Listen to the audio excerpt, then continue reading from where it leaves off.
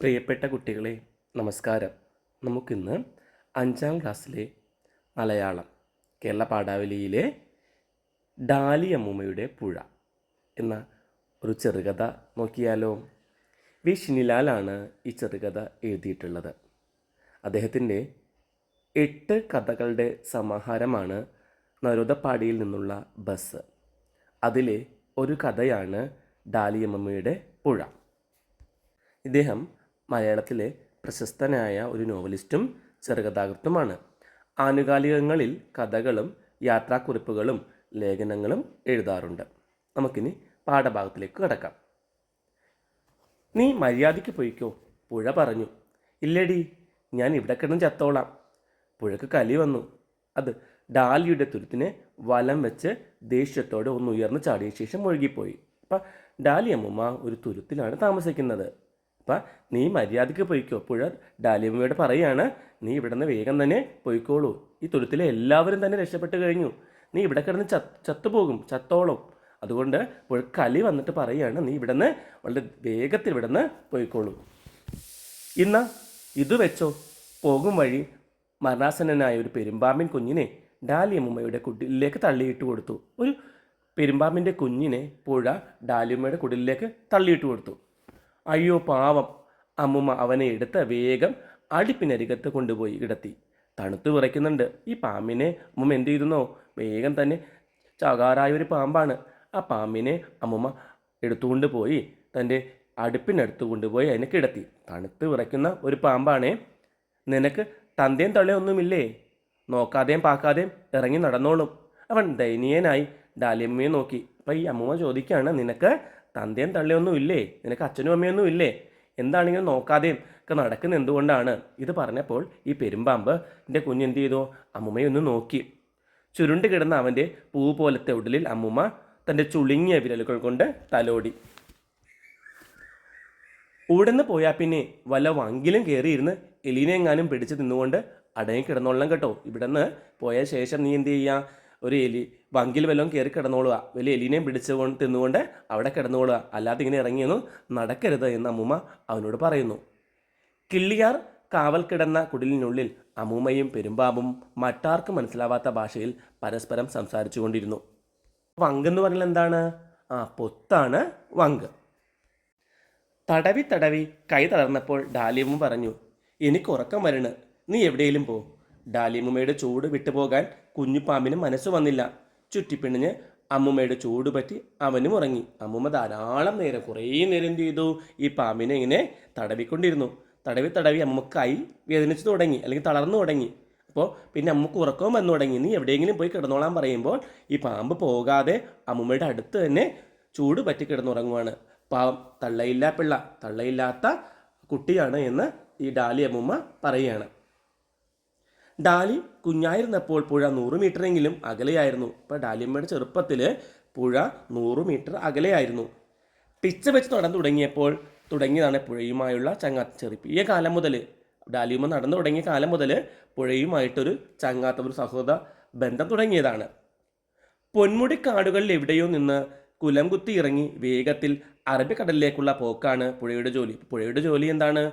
ഈ പുഴ ആരംഭിക്കുന്നത് പൊന്മുടിക്കാടുകളിലാണ്. അവിടെ നിന്ന് കുലം കുത്തി ഒഴുകി വേഗത്തിൽ അറബിക്കടലിലേക്കാണ് ഈ പുഴ ചെന്ന് ചേരുന്നത്. ഡാലി സംസാരിച്ചു തുടങ്ങിയ കാലം മുതൽ പുഴയോട് വർത്തമാനം പറഞ്ഞു തുടങ്ങി. പിന്നീട് പുഴയും ഡാലിയോട് സംസാരിക്കാൻ തുടങ്ങി. അവർക്കിടയിൽ ഒരു പുതിയ ഭാഷ ഉണ്ടായി. പുലർച്ചെ മുതൽ തുടങ്ങും പുഴയും ഡാലിയും തമ്മിലുള്ള കാര്യം പറച്ചിൽ. ഇവർ തമ്മിൽ നല്ല കൂട്ടുകാരായി മാറി. പുഴ ഡാലിയോടും ഡാലി പുഴയോടും പല കാര്യങ്ങളും സംസാരിച്ചു കൊണ്ടിരുന്നു. പണ്ട് 100 മീറ്റർ അകലെയായിരുന്ന പുഴ ഇപ്പോൾ ഡാലിയുടെ കുടിൽ വരെ എത്തിയിരിക്കുന്നു. ഇങ്ങനെ സംഭവിക്കാൻ കാരണം മണലൂറ്റുകാരാണ്. മണൽ മുഴുവൻ ഊറ്റിക്കൊണ്ടുപോയി. അതാണ് പുഴ ഇങ്ങനെയാവാൻ കാരണമായത്. പുഴ നടന്ന് മുറ്റത്തേക്ക് വന്നപ്പോൾ മനുഷ്യർ വീടുകൾ ഉപേക്ഷിച്ച് പോകാൻ നിർബന്ധിതരായി. പോകാൻ കൂട്ടാക്കാത്തവരെ കള്ളന്മാർ ഭീഷണിപ്പെടുത്തിയും ഭൂമിക്ക് വൻവില നൽകിയും നാടുകടത്തി. ധാരാളം ആളുകൾ ഉണ്ടായിരുന്ന തുരുത്താണ്. പക്ഷേ എല്ലാവരും പേടിച്ചു പോയി. കുറേ പേരെന്ത് ചെയ്തു? കള്ളന്മാർ ഭീഷണിപ്പെടുത്തി. ചിലർ ഭൂമിക്ക് നല്ല വില നൽകി അതെടുത്തു. അങ്ങനെ അവിടെയുള്ള ആളുകൾ, ഡാലിയമ്മ ഒഴികെ ബാക്കി എല്ലാവരും ആ നാട്ടിൽ നിന്ന്, ആ തുരുത്തിൽ നിന്ന് രക്ഷപ്പെടുന്നു. ഡാലിയുടെ കുടിലിനെ പുഴ വളഞ്ഞു. ക്രമേണ നിരാലംബരായ രണ്ട് വൃദ്ധ വിധവകളെ പോലെ പുഴയും ഡാലിയും സങ്കടങ്ങൾ മാത്രം പങ്കുവച്ചു. എല്ലാവരും അമ്മുമ്മയെ ഉപദേശിച്ചു. അവസാനം ഈ പുഴയും അമ്മുമ്മയും മാത്രമായി. എല്ലാവരും അമ്മയോട് പറഞ്ഞു, ഇവിടെ നിൽക്കണ്ട കിളവി, വയസ്സാം കാലത്ത് ഇവിടെ കിടന്ന് തണുത്തു വിറച്ച് ചാവാതെ നെടുവങ്ങാട്ടെ മോളുടെ വീട്ടിൽ പോയി താമസിക്കാൻ. ഈ വയസ്സാം കാലത്ത്, കിളവി എന്ന് വെച്ചാൽ വയസ്സാം കാലത്ത്, അമ്മുമ്മ എന്നുള്ള അർത്ഥത്തിലൊന്നും അല്ല, ഒരു പ്രാദേശിക പദമാണ് കേട്ടോ. വയസ്സാം കാലത്ത് ഇവിടെ കിടന്ന് തണുത്തു വിറച്ച് ചാകാതെ നെടുമങ്ങാട് മകളുടെ വീടുണ്ട്, അവിടെ പോയി താമസിച്ചുകൂടെ എന്ന് പല ആളുകളും അമ്മയോട് ചോദിച്ചു. അവന്മാരോട് ഡാലി മറുപടി ഒന്നും പറഞ്ഞില്ല. 2 ദിവസത്തിനുള്ളിൽ മഴ പെയ്യും. പുഴ എങ്ങനെ പെരുമാറുന്നത് അറിഞ്ഞുകൂടാ. അപ്പോൾ 2 ദിവസം കഴിയുമ്പോൾ വലിയ മഴയുണ്ടാകും. അപ്പോൾ ഈ മഴയത്ത് എന്താണ് സംഭവിക്കുന്നതെന്ന് അറിയില്ല. അതുകൊണ്ട് വേഗം തന്നെ ഇവിടുന്ന് മാറിക്കൊള്ളുക. പിറ്റേന്ന് വള്ളത്തിൽ ഒരു സംഘം ആളുകൾ അവിടേക്ക് വന്നു. കാണാൻ മെനയുള്ള ഒരു ചെറുപ്പക്കാരൻ അമ്മൂമ്മയുടെ മുറ്റത്ത് കിടന്ന ചൂരൽ കസേരയിൽ കയറിയിരുന്നു. കുറച്ച് ആളുകൾ അമ്മൂമ്മയെ കാണാൻ വേണ്ടി വരികയാണ്. അതിലൊരു നല്ല കാണാൻ ഭംഗിയുള്ള, മെനയുള്ള, നല്ല ഭംഗിയുള്ള ഒരു ചെറുപ്പക്കാരനുണ്ടായിരുന്നു. അതായിരുന്നു അവിടുത്തെ ജില്ലാ കളക്ടർ. തേയില വെള്ളം ഇടട്ടെ മോനെ, ഈ ഡാലിയമ്മൂമ്മ ജില്ലാ കളക്ടറോട് ചോദിക്കുകയാണ്. ഇത് കേട്ടിട്ട് എല്ലാവരും ചിരിച്ചു. ഡാലിയമ്മൂമ്മ രാഷ്ട്രപതിക്ക് ഒരു ഹർജി അയച്ചിരുന്നില്ലേ, രാഷ്ട്രപതിക്ക് ഒരു ഹർജി കൊടുത്തിരുന്നില്ലേ, എന്താണ് കാരണമെന്ന് ചോദിക്കുകയാണ്. അപ്പോൾ ഡാലിയമ്മ പറയുന്നതാണ്, ഓ അത് പുഴയും ഞാനും കൂടെ തംതാരിച്ച് തീരുമാനിച്ചയച്ചാണ്. പുഴ പറഞ്ഞു, തൂക്കിക്കൊല്ലാൻ പോണവരൊക്കെ അങ്ങേർക്ക് ഹർജി കൊടുത്താൽ ചിലപ്പോൾ ശിക്ഷ ഇളവ് ചെയ്യാനെ കൊണ്ട് ചട്ടമുണ്ടെന്ന്. പുഴക്ക് എന്നെക്കാട്ടിലും അറിവാണ്. അതിങ്ങനെ പല നാടുകൾ ചുറ്റണയല്ലേ. അങ്ങനെയാണ് ഞാൻ പത്രക്കാരെ പിള്ളേരെ കൊണ്ട് ഹർജി അയപ്പിച്ചത്. പത്രക്കാരാണ് ഈ ഹർജി അയച്ചു കൊടുത്തത്. അതിന് കാരണം പുഴയാണ് പറയുന്നത്. തൂക്കിക്കൊല്ലാൻ പോണവർക്കൊക്കെ രാഷ്ട്രപതിക്ക് ഹർജി അയച്ചു കൊടുക്കാറുണ്ട്. അപ്പോൾ ശിക്ഷയിൽ ഇളവ് കിട്ടാറുണ്ട്. അതുകൊണ്ടാണ് ഞാൻ രാഷ്ട്രപതിക്ക് ഒരു ഹർജി അയച്ചത്. പുഴക്ക് എന്നേക്കാൾ അറിവാണ്, പുഴ പലയിടത്തും ചുറ്റി വരുന്നതാണല്ലോ എന്നും കൂടി പറയുന്നുണ്ട്.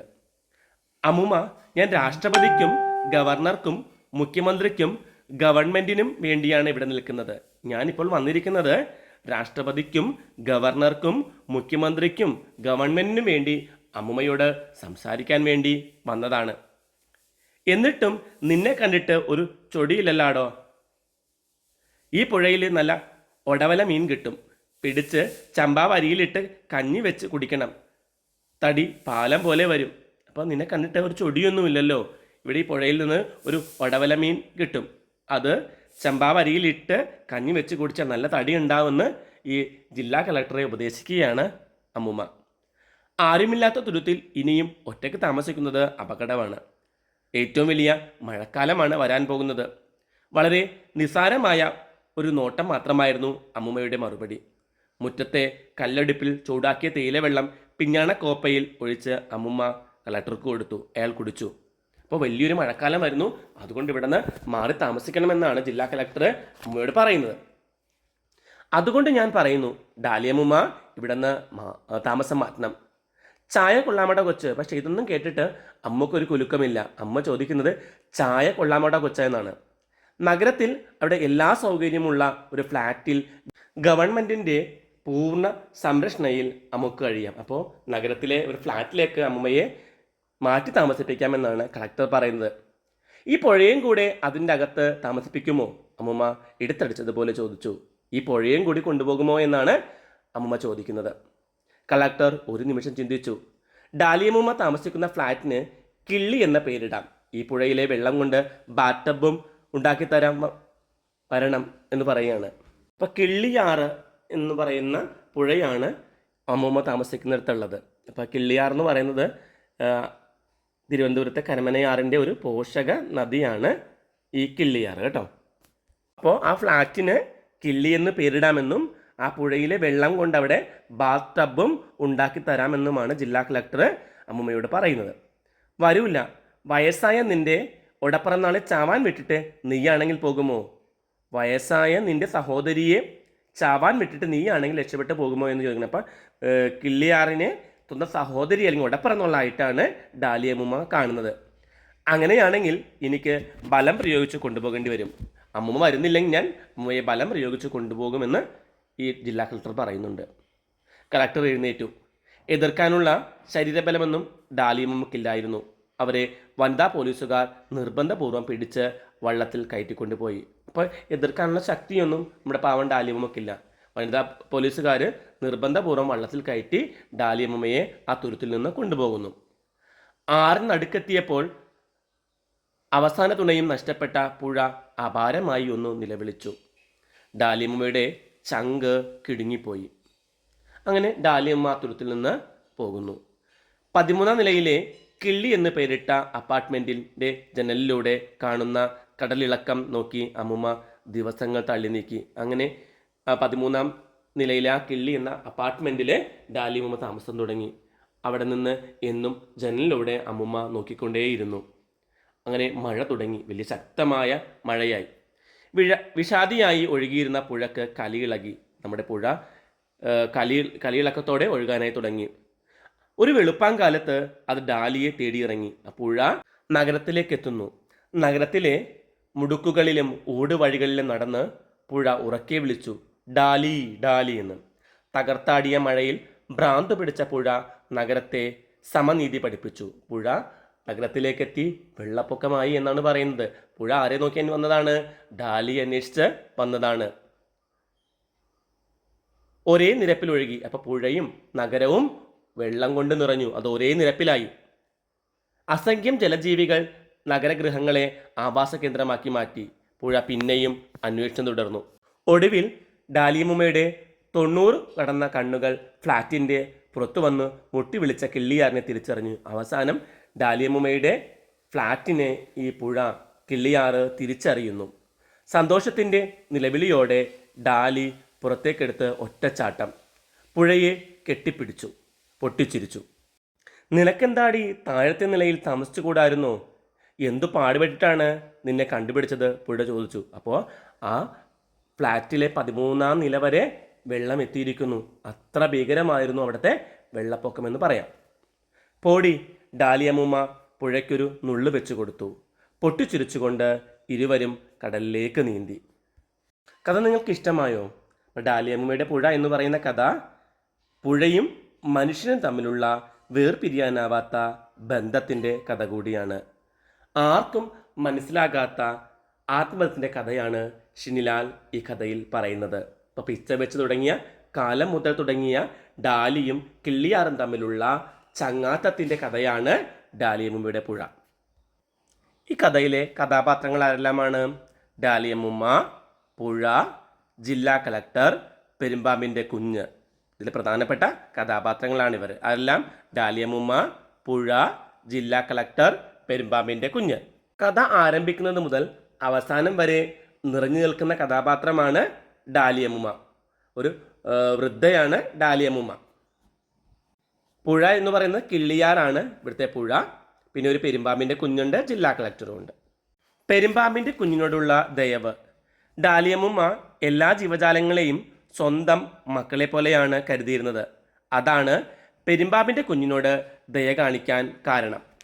പെരുമ്പാമ്പിൻ്റെ കുഞ്ഞിനെ ഡാലിയമ്മക്ക് നൽകിയത് പുഴയായിരുന്നു. ഒരു തള്ളയില്ല പുള്ളയായിരുന്നു ആ പെരുമ്പാമ്പിൻ്റെ കുഞ്ഞ്. അതിനെ സ്നേഹത്തോടെയാണ് അവർ അതിനെ സ്വീകരിച്ചത്. മറ്റാർക്കും മനസ്സിലാവാത്ത ഭാഷയിൽ പെരുമ്പാമ്പിൻ്റെ കുഞ്ഞും അമ്മുമ്മയും തമ്മിൽ സംസാരിക്കുന്നുണ്ട്. കളക്ടറുടെ വരവ്. പുഴ പറഞ്ഞിട്ട് പത്രക്കാരെ കൊണ്ട് ഡാലിയമ്മ രാഷ്ട്രപതിക്ക് ഹർജി കൊടുത്തു. കളക്ടർ രാഷ്ട്രപതിക്കും ഗവർണറിനും മുഖ്യമന്ത്രിക്കും ഗവൺമെൻറ്റിനു വേണ്ടിയാണ് ഡാലിയമ്മയെ കാണാൻ തുരുത്തിലേക്ക് എത്തിയത്. കളക്ടർ ബലം പ്രയോഗിച്ച് അമ്മുമ്മയെ അവിടെ നിന്ന് കൊണ്ടുപോയി നഗരത്തിലെ ഫ്ലാറ്റിൽ താമസിപ്പിച്ചു. അമ്മുമ്മയുടെ വികാരം മനസ്സിലാകുന്നുണ്ടെങ്കിലും നിയമത്തിൻ്റെ വഴിയിലൂടെയാണ് കളക്ടർ സഞ്ചരിക്കുന്നത്. ഡാലിയമ്മയെ കാണാൻ കിള്ളിയാർ നഗരത്തിലെ ഫ്ലാറ്റിൽ എത്തുന്നു. തൻ്റെ ഒടപ്പറന്നോളെ വിട്ടിട്ട് വളരെ വിഷമത്തോടെയാണ് അമ്മുമ്മ നഗരത്തിലെ ഫ്ലാറ്റിൽ താമസിക്കുന്നത്. 13ാം നിലയിലെ കിള്ളി അപ്പാർട്ട്മെൻറ്റിൽ കടലിളക്കം നോക്കി അമ്മുമ്മ ദിവസങ്ങൾ തള്ളി നീക്കി. ശക്തമായ മഴ തുടങ്ങി. അമ്മുമ്മയെ കാണാൻ പുഴ നഗരത്തിലേക്ക് ഒഴുകിയെത്തി. ഫ്ലാറ്റിൽ വന്ന് മുട്ടിവിളിച്ച കിള്ളിയാറിനെ ഡാലിയമ്മ തിരിച്ചറിഞ്ഞു. 2 കോളങ്ങളിലായി കുറേ പദങ്ങൾ തന്നിട്ടുണ്ട്. ഇവ ഉപയോഗിച്ചുകൊണ്ട് ചെറിയ വാക്യങ്ങൾ നിർമ്മിക്കുക എന്നതാണ് അടുത്ത പ്രവർത്തനം. പുഴ, നടന്നു, പാമ്പ്, ചാടി, കുടിച്ചു, അമ്മുമ്മ, മീൻ ഈ പദങ്ങൾ ഉപയോഗിച്ച് പുതിയ വാക്യങ്ങൾ നിർമ്മിക്കണം. കറുത്ത വലിയ പാമ്പ്. അമ്മൂമ്മ വേഗത്തിൽ നടന്നു. മീൻ പെട്ടെന്ന് ചാടി. പെട്ടെന്ന് നിറഞ്ഞ പുഴ. ഭംഗിയുള്ള പാമ്പ് ചാടി. വലിയ മീൻ ചാടി. അമ്മുമ്മ മെല്ലെ കുടിച്ചു. ചെറിയ മീൻ പെട്ടെന്ന് ചാടി. വേഗത്തിലിരുന്നു. ചെറിയ പാമ്പ്. നല്ല ഭംഗിയുള്ള മീൻ. വലിയ മീൻ, വലിയ പുഴ, കറുത്ത മീൻ എന്നിങ്ങനെ കുറേ വാക്യങ്ങൾ ഉണ്ടാക്കാം. ഹൃദയപൂർവ്വം പറഞ്ഞത്. ഇപ്പോൾ ഡാലിയമ്മയും പുഴയും തമ്മിലുള്ള സംഭാഷണം നിങ്ങൾ എഴുതിയുണ്ടാക്കുക. മൊഴിയഴക്. നോക്കാതെയും പാക്കാതെയും ഇറങ്ങി നടന്നോളും. ഇവിടെ അടിവരയിട്ട പദം ശ്രദ്ധിക്കുക. ഇതുപോലുള്ള പ്രയോഗങ്ങളും പ്രാദേശിക പദങ്ങളും കഥയിൽ നിന്ന് കണ്ടെത്തി എഴുതുക. ഉടന്നു പോയ പിന്നെ. വങ്ക്, കിളവി, തംതാരിച്ച്, ഒടപ്പിറന്നോൾ, പൊഴയേം കൂടെ, നെടുവങ്ങാട്ട്, തള്ളയില്ലാ പിള്ള, കേട്ട, അങ്ങേരിക്ക്, ചുറ്റണയല്ലേ. അടുത്തത് ഭൂമിക്കായി. ഭൂമി എല്ലാവരുടേതുമാണ് എന്ന സന്ദേശം ഉയർത്തി നടത്തുന്ന പരിസ്ഥിതി ബോധവൽക്കരണ ജാഥയിൽ ഉപയോഗിക്കുന്നതിനുള്ള സന്ദേശവാക്യങ്ങൾ, മുദ്രാഗീതങ്ങൾ എന്നിവ തയ്യാറാക്കുക. ഇപ്പോൾ കുറച്ച് പോസ്റ്ററുകൾ ഞാൻ ഇവിടെ കാണിക്കുന്നുണ്ട്. അതുപോലെയുള്ള പോസ്റ്ററുകൾ നിങ്ങൾ ഉണ്ടാക്കി ക്ലാസ്സിൽ കാണിച്ചു കൊടുക്കണം കേട്ടോ. എല്ലാവരും ഈ പാഠഭാഗം നന്നായി വായിക്കണം. പ്രവർത്തനങ്ങളെല്ലാം ചെയ്യുകയും വേണം. ഉടൻ തന്നെ പരീക്ഷ ആരംഭിക്കും. എല്ലാവർക്കും എല്ലാവിധ വിജയാശംസകളും നേർന്നുകൊണ്ട് ഇന്നത്തെ ക്ലാസ് ഇവിടെ അവസാനിപ്പിക്കാം.